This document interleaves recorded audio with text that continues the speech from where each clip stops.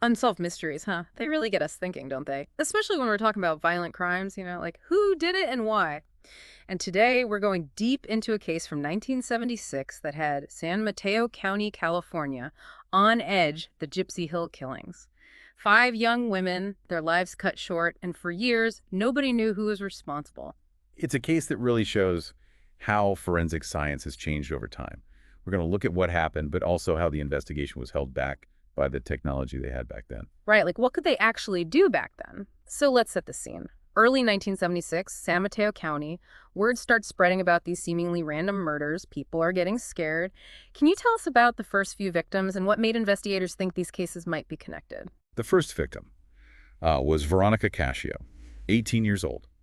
She was found on January 8th by a creek near the Sharp Park golf course. She had been stabbed multiple times.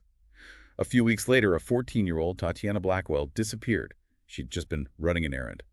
Huge search for her, but they didn't find her body until June, also stabbed. And the location, Sharp Park Road, in an area called Gypsy Hill, well, that's where this whole thing got its name. 2 young women, both stabbed to death, both in pretty isolated areas. Did investigators think those crimes were connected right away? Not really. At first, there wasn't anything solid linking them, except, they were similar and found close to each other. But this was way before DNA testing was common. Back then, it was all about fingerprints and blood types, and a lot of times, those didn't give you clear answers. So they're working with, limited tools, trying to figure this out without all the pieces. What happened next? On February 4th, a 17-year-old Paula Baxter disappeared. She was last seen after a play rehearsal at her high school. They found her car abandoned, and 2 days later, her body. She had been stabbed, and it's hard to talk about, but she'd also been sexually assaulted and suffered a pretty bad head injury. That's awful. People must have been terrified. Did finding Paula Baxter's body give the investigators any new leads? It did. Finally, something to go on. The blood typing, the forensic evidence, it linked her murder to Veronica Cassius. That was the first real sign that maybe they were looking for the same person. The media picked up on that, and with everybody so scared, they started calling the killer the San Mateo Slasher. So now the killer's got a name, a scary name. Did investigators find any similarities between Veronica and Paula that could help them find the killer?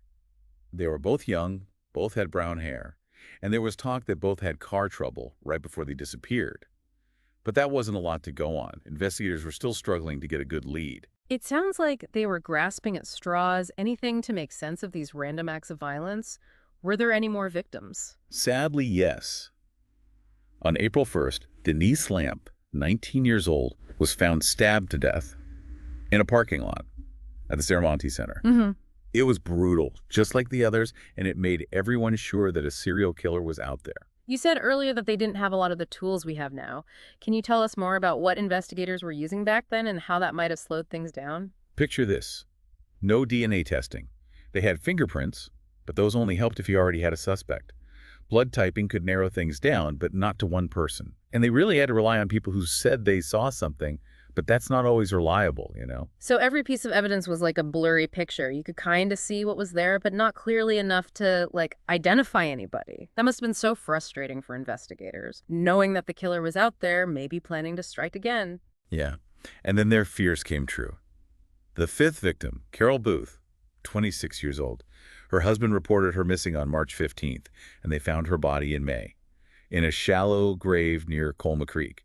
Just like the others, she'd been murdered. 5 young women, 5 families whose lives were shattered.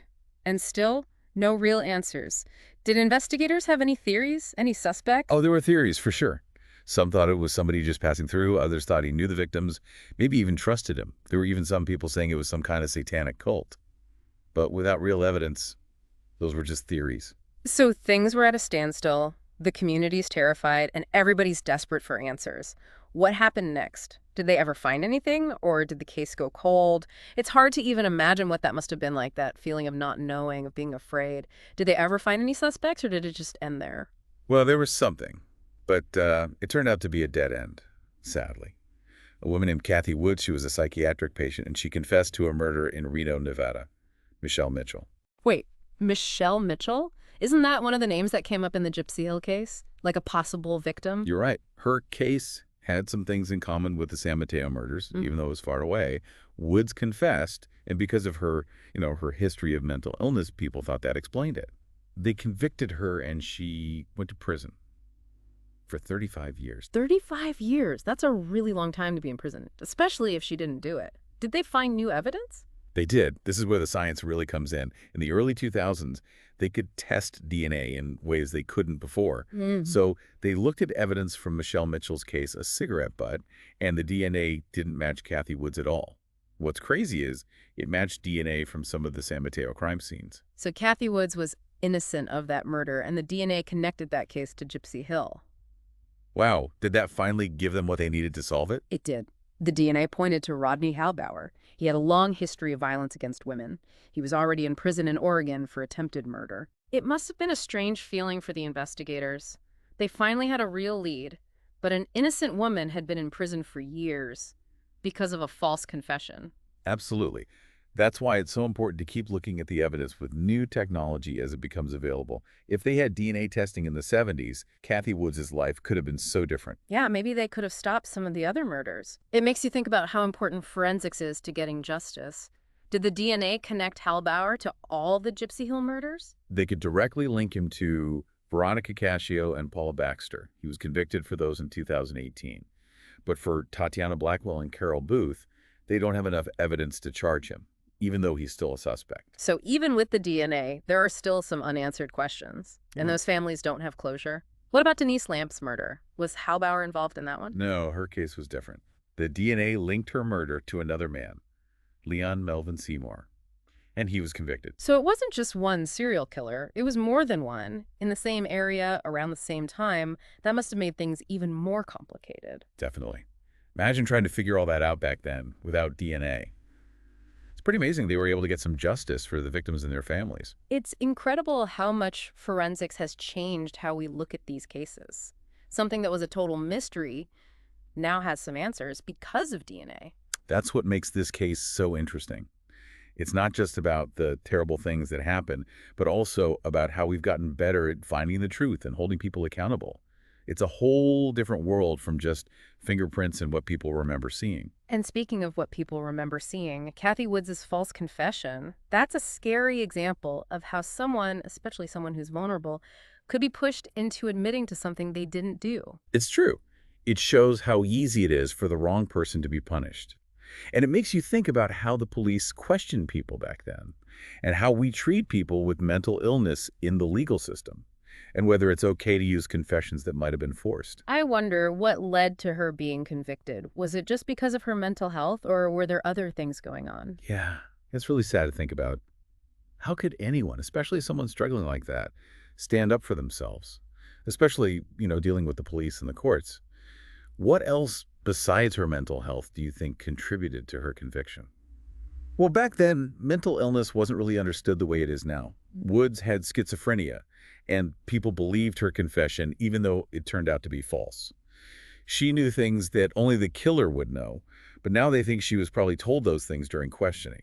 Maybe on purpose, maybe not. So basically, people didn't understand mental illness, and the police might have pushed her into confessing. That's a big failure of the justice system. It is. It shows that even when people are trying to do the right thing, they can get it wrong, and the consequences can be awful. Her story really makes you think about how we need to keep improving things and try to understand people better, both people who commit crimes and people who are trying to solve them. But can we talk about how these murders affected the community? It must have been really hard for people living in San Mateo County back then, not knowing who was doing it, being afraid all the time. It was. Imagine being scared for yourself, for your family, not knowing who to trust. These murders took the lives of 5 young women, but they also affected everyone in the community. It was in the news all the time. Rumors were everywhere. Parents must have been so worried about their kids. It changed how safe people felt. And that feeling can last a long time. It makes you realize that crime affects more than just the victims. It affects everyone around them, families, friends, the whole community. Did people do anything to try to cope during that time? It seems like people really came together. They supported the families of the victims. They wanted the police to do something, and they tried to get back to normal life. It shows how resilient people can be, how they can find strength and support each other when something terrible happens. That's really inspiring. Even with all the progress they've made in the case, there are still unanswered questions.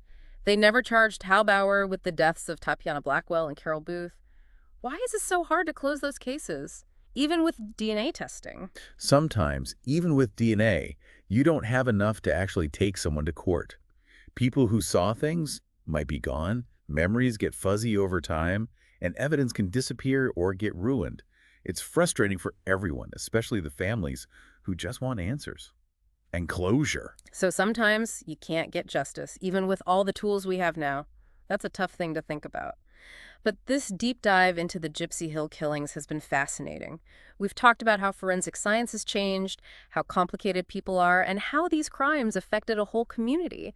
Is there something you want our listeners to take away from this? I think the most important thing is that finding justice takes time. It's not always about finding the perfect solution. It's about understanding how complicated things are, learning from what happened, and trying to make things fairer for everyone. The Gypsy Hill killings show us that. I totally agree. And maybe by learning about this case, thinking about the tough questions it raises, and remembering the victims, we can all do our part to make things better. Thanks for joining us for this deep dive into the Gypsy Hill killings.